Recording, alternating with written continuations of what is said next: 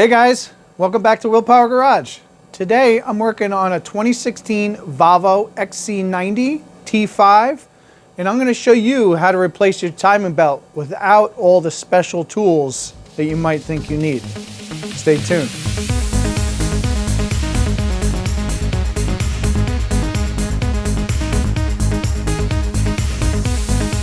This car was brought to me not because the timing belt needed to be changed, but because it had an oil leak.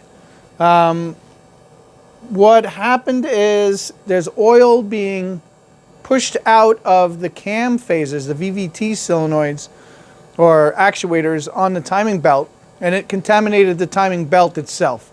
Anytime your timing belt is contaminated with oil, you need to replace it. You don't want to take chances of that belt breaking, skipping. It will lead to catastrophic engine failure. All right, let me take you guys over to the timing belt side, and I'll show you what you need to do to start taking this thing apart. Okay guys, like I said, I'm doing this timing belt job because of an oil leak.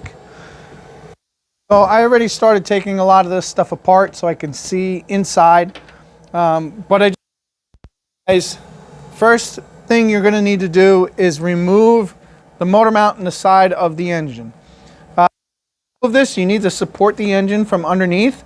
I've got a floor jack with a piece of wood sitting on the oil pan itself, so I was able to jack the engine up so I can remove the torque arm here.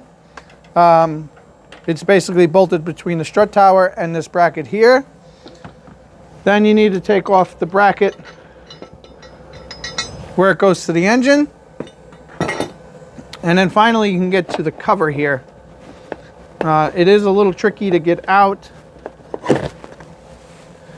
And from here, since we were talking about it, you could see my oil leak here. I've got a lot of oil leaking on the intake cam VVT and not really anything on the exhaust, but you could see where it's now running down the timing cover, and that's where you normally see the oil leak. It will look like your crank seal is leaking oil, but in reality, it's coming from the top here. But like I said, unfortunately, my timing belt is completely contaminated with oil. So besides having to replace the seals that are leaking, I also need to replace the timing belt. Also replacing is the oil separator. This is it here. It's held on with a couple of 8mm bolts. It's basically where you fill up your engine oil for the engine. Now, this part here is already loose. I removed it. There's a little spring in there, but this is the diaphragm in question. And I don't know if it's going to show up on camera here, but there is a small tear. I don't know if you guys can see it here.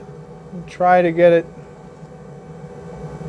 Yeah, I think it's just too hard to see, but in this crease right here, there is actually a tear in it. Without this, it is actually allowing the turbocharger to add crankcase pressure to the engine. I have no negative pressure. This little guy here is sort of a check valve, but these engines are designed to run with a negative pressure in the crankcase to help the oil seals keep the oil in. When this fails, you could have a rough running engine, especially at cold idle, as well as poor fuel economy, because you're basically getting unmetered air into the engine. All right, with all those explanations out of the way, you can see here a little closer the amount of oil I have coming out of here. This is the culprit right here, this little plug at the end. Another thing I should mention, there is a TSB about these where they actually crack and you'll get an oil leak from those. These plugs are very inexpensive. I think they are in the realm of about $12.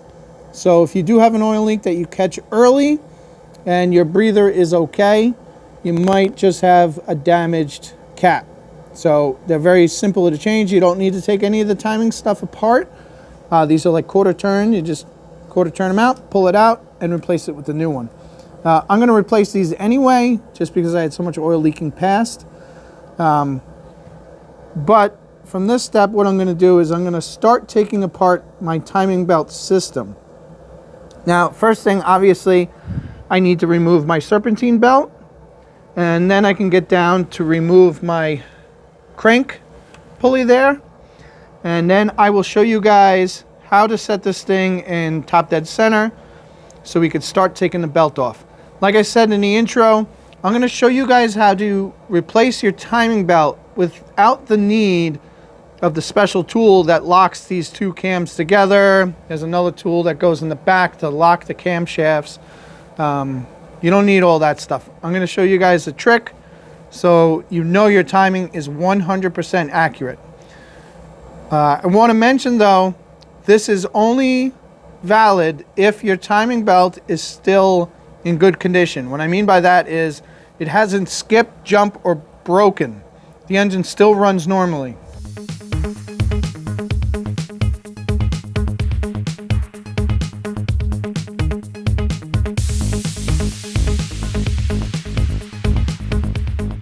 Since I'm down here right now, you can see I've got my crank pulley off.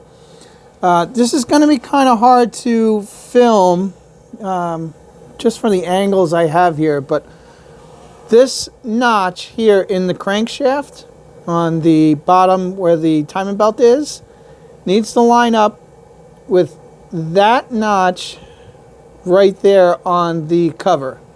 I know it's really hard to see it there, but like I said, we're trying to get to that spot right there. So we're going to rotate the crankshaft till it's there. And with this trick I'm going to show you, it doesn't matter if it's 180 degrees out or not. We just want to get the crankshaft lined up and have both camshafts in, top dead center, whether it's cylinder 1 or cylinder 4. So let me get this engine rotated and then I'm going to show you the trick.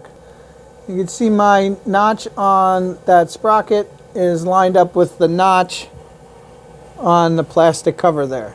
I'm going to do my best to try to show this down here. Like I said, it's not easy to get the camera in there and myself. But basically what I'm going to use is I'm going to use a paint marker. And what I'm going to do with this is I'm going to put marks on my crank sprocket here and the belt.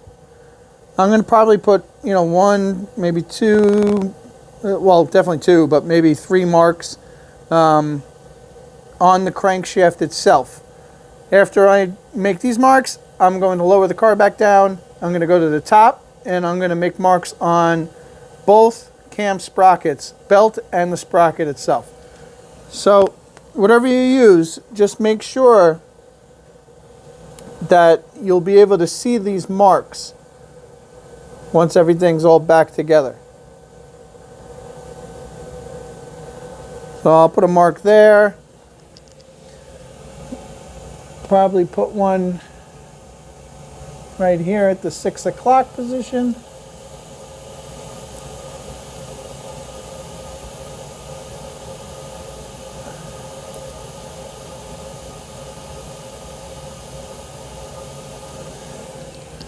And just for good measure, I'm going to put one right here.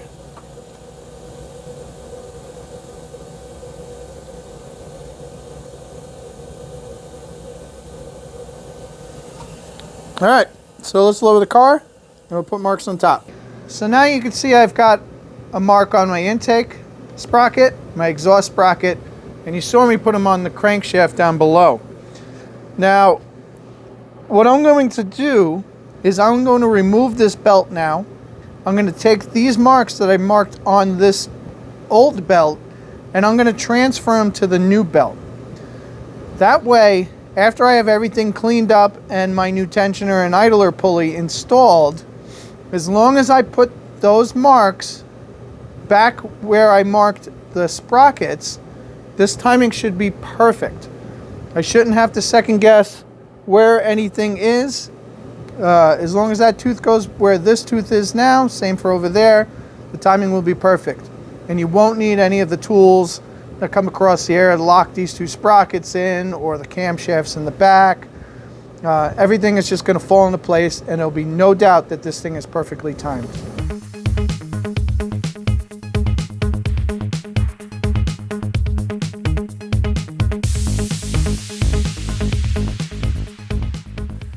I always like to show the service manual if I have it. That way you guys can get a better idea of some of the things I'm trying to show you. I wanted to point out here, this is the counterhold tool that I was mentioning before. This is what's going to hold the two cam sprockets so they stay into time. In case you want to use the tool, this is the tool number. For the crankshaft, there's also another tool. This is a tool so you can hold it while you torque the center bolt. And let's see what else they have here. This just shows this bolt being used. It's another special tool number down here. And then from here it just goes on talking about removing the tensioners and stuff. This is showing a couple of different renditions, and these change depending on if your Volvo is a turbocharged or a supercharged version. There's even ones if you have hydraulic power steering, so those belt systems are a little different. This picture here is pointing out the two mounting bolts that hold the timing cover onto place. There's also two clips on the top here that you need to pop off to get the cover off. This is showing you what I was trying to show you guys earlier, the notch in that sprocket lining up with the shorter molding mark in that back cover. And again, this is just another special tool they're showing to be able to turn the crankshaft. Here is the counter tool being utilized. Basically, while this thing is timed, you'll put this thing into place and then tighten the 4 bolts down. That'll keep the cams locked into place. And then you'll use this secondary tool, which basically just acts like a wedge to hold those onto the sprockets to keep those sprockets from moving. This here is basically just showing, to make sure that the sprocket is turned all the way before these bolts are tightened down. Like I said, the way I'm showing you to do it, as long as the marks don't get erased off, you transfer the belt mark to the mark on the sprocket, your timing will be perfectly in time each time. From here it's saying, you can loosen up that 13mm bolt, get that tensioner out of the way so you can remove the timing belt itself. And here it's just showing, discard the old tensioners. It doesn't make any sense to reuse those if you're going through all these steps here. And then from here it's really just, showing you the installation opposite of what you did prior. The only difference is now it's showing you how to tension the belt. So on the tensioner itself, it has these 2 separate tabs. One has a notch, one has an arrow. Basically, once you have your belt into place and your idler is in place, you're going to use an Allen key here, and you're going to turn in the direction of the arrow like it shows until these 2 marks line up. Once they're lined up, you can tighten down your 13mm bolt, and this belt should be perfectly tensioned. The only other picture here it shows, they just want you to rotate the engine twice by hand just to make sure everything is rotating smooth, nothing jumps, and the timing stays in time. It's basically that simple. Again, you're just going to check that tensioner, make sure the tension is still even, and that's about it. A few more tools here just to point out. This tool here really just holds that counter hold tool so you could tighten the 4 bolts onto, well, not necessarily the 4 bolts there, but the bolts for the balancer as well as the center bolt. So the bolts here, you could see stage 1, 25 Newton meters, followed by 90 degrees. These are torque to yield bolts. And then from there, you're just reinstalling the covers. Those M6s get tightened down to 10 Newton meters. so here's my brand new factory Volvo belt. In case you guys are curious, this is the part number for the kit. The kit comes with the belt, the bolt for the tensioner, a brand new tensioner, new idler mounting bolt, and the vibration damper bolts, or your crank pulley bolt. So I have my paint pen again. I have my timing belt here laid out on the bench. My 2 marks at the top are for my cam sprockets, and then my marks on the bottom for the crank. When I install these, there isn't a correct or a right or wrong way to mount these. You can mount these either way. I like to make sure that the logo or the wording is facing me. So when you install it in the car, looking at it, I want this to face me. If the belt does have arrows on it, you want to make sure that you put the belt on with the rotation of the engine. All right, so basically what I do is I'll start with one of my marks, and I'm just going to put one on the belt here to start with. And then basically all you have to do is line up all the cogs on the belt and work your way all the way around till you transfer all those marks.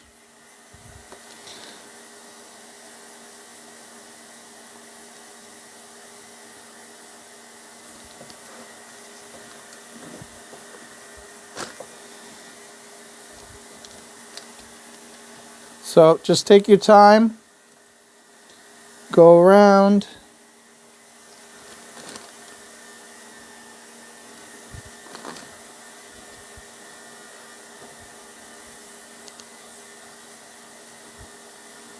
Right now I'm working my way down to the crankshaft marks.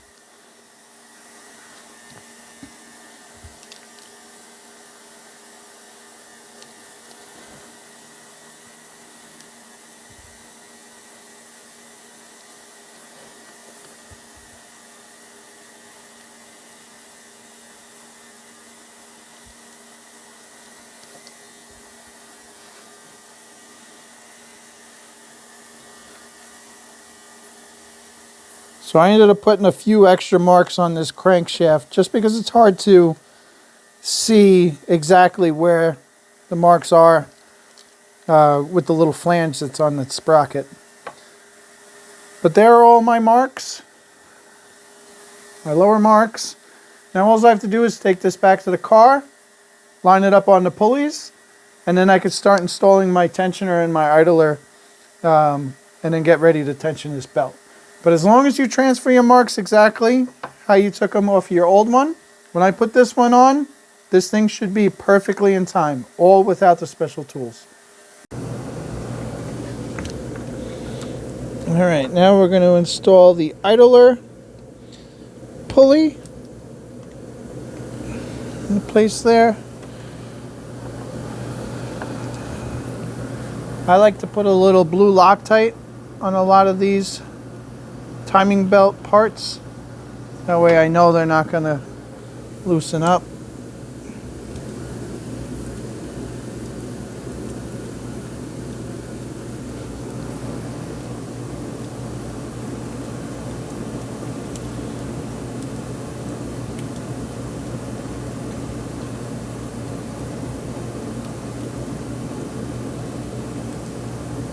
Going to run this bolt down just till it's snug. Alright, as you can see I have my tensioner in place, but the pin is still in the tensioner. I have the belt just running over everything. I have my intake mark on the belt lined up here with my intake cam VVT. The exhaust is lined up there. As you can see, it's a little off on my marks up here. I probably just rotated the crank a little bit when I was trying to get everything into place. I should point out that the valve train in this is going to want to rotate these cam phasers. So because of that, you want to be very, very careful that these don't just all of a sudden snap one way or the other. You can then damage the valves if that does happen, because the spring is going to force that cam to rotate and could potentially open a valve and hit a piston. One way to prevent that is to, once you have everything off, rotate the crankshaft a little bit just to bring the piston down away from top dead center. And then when you go to put the belt on again, just make sure that you have your two cams locked with the belt as you rotate your crankshaft to line up the marks down there and bring it back to TDC.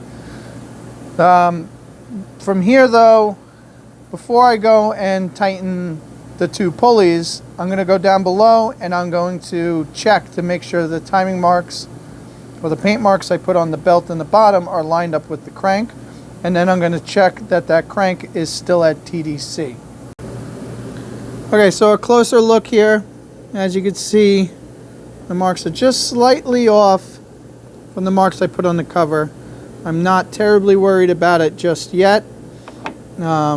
You can see there I have my tensioner in place, the idler in place, so we can go down below. And my marks that I have on the belt there, I know it's really hard to see, but that's my mark there. There's a secondary mark here that I put onto the plastic. The mark there lines up with the mark underneath, and then my third mark there. So as long as those marks there are lined up, my marks up here are lined up. The only other thing we need to check now is that that mark is still lined up there, which it is, which means that the marks on top here on the cam VVTs are just off because I haven't tensioned the belt yet. When I tension that belt, it's going to pull the belt slack back, which is going to rotate these slightly counterclockwise, and then these marks should be perfectly aligned again. So from here, let me go ahead and tension that tensioner. I know it's going to be really hard for you to see it with the camera. So I'll show you guys on the screen exactly how to tension this thing.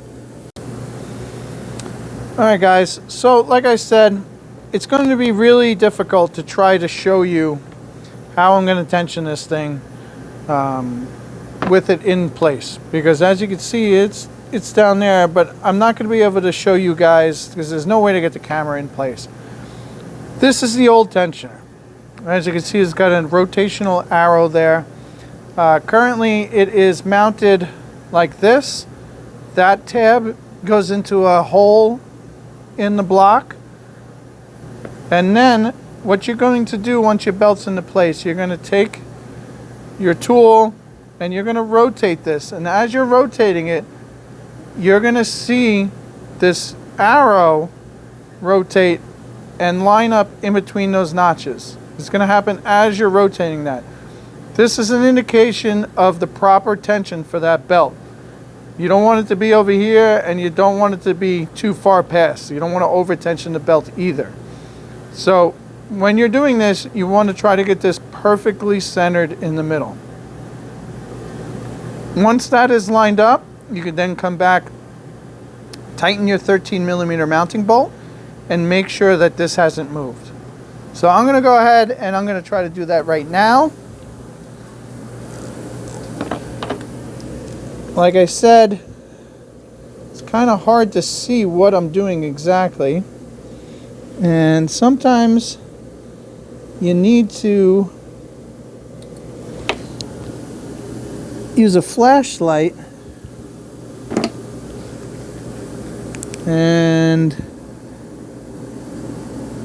a mirror to even sometimes see what you're doing.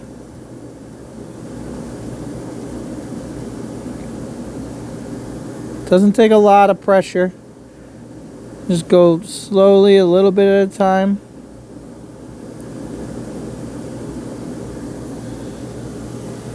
Once it's there, grab your 13mm wrench,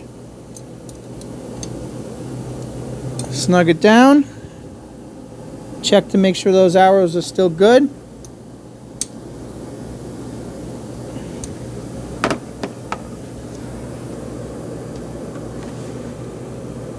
Get the tool out of here. Now that it's tensioned, see if I can get you guys a little shot of it there. I know I'm in a little bit of an angle, but you can see the line, the marks there. Trust me, they are lined up. It's just the camera angle that's a little funky. And then coming back up here, you can see now my mark from here to there is lined up again. Same with the exhaust side. We could double check our crank down below, make sure those are still good. Right now I have the motor up, but you can see that mark there is still perfectly aligned. So I know the timing in this thing is set. So right now my belt is perfectly tensioned. All I have to go back now is tighten my idler pulley, and then I can start putting all the covers back on. Now that my tensioner is set and I just have it snugged down a little bit with the wrench, I'm going to go back now and I'm going to torque this to 24 Newton meters. 24 Newton meters is about 18 foot-pounds, 17, 7, something like that. It's the same for both idler and tensioner.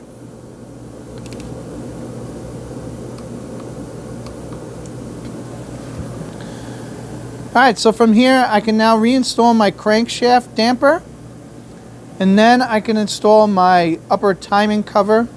From there I'll reinstall the serpentine belt, and then I can install my motor mounts and finish up this job.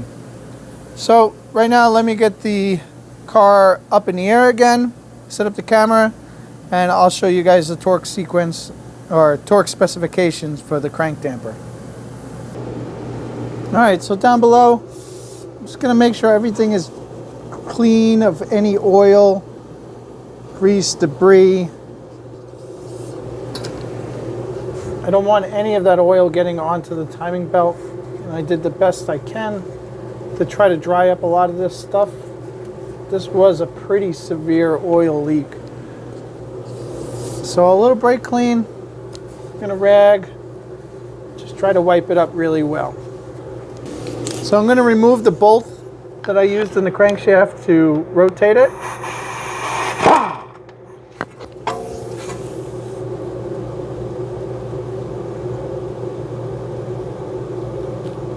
So the kit comes with a new bolt and the 4 bolts to hold the damper in place. Alright, we can now put the damper on. It doesn't matter which way it goes on. Just need to line up your bolts. We're ready to torque down the 2 different bolts here on the damper. The center bolt gets torqued down to 80 Newton meters, which is approximately 59 foot-pounds. The triple squares are going to get torqued down to 24 Newton meters, which is about 18 foot-pounds, and then an additional 90-degree turn. These, like I said, these are torque to yield bolts. So I'm going to go ahead and I'm going to torque these now, and then we're going to go back up top and get the top timing cover.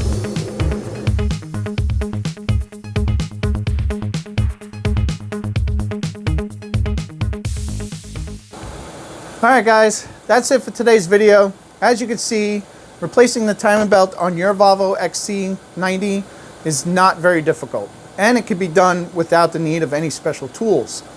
Keep in mind though, those camshafts are under spring pressure on some cylinders. So they are going to want to rotate if you're not careful. If you feel like the camshaft is going to rotate, allow it to rotate till it's in a lax position. That way you don't worry about damaging any valves. The other tip I can mention to you is rotate the crankshaft back just a little bit so that if the camshaft does snap back, it will not hit the valves. If you use the method I showed you where you mark the belt, as long as everything is marked, you can make marks on the belt with the timing a little bit backwards. What I mean by that is if you set it at top dead center on the crankshaft mark, turn it back a few degrees, then make your marks on your belt. That way, if the camshafts do snap back, the pistons will be lower and you'll have less chance of them hitting the piston. If you're absolutely worried, go ahead and rent the tool, buy the tool. I've seen it as cheap as $100 on Amazon, ranges between 100 and 150 bucks. It comes with the whole set, but like I showed you, it's not necessary. So guys, if you have any questions, leave me a comment below. I'll try to answer as best I can. And as always, please like, subscribe, and share my videos. Till next time, guys. Bye.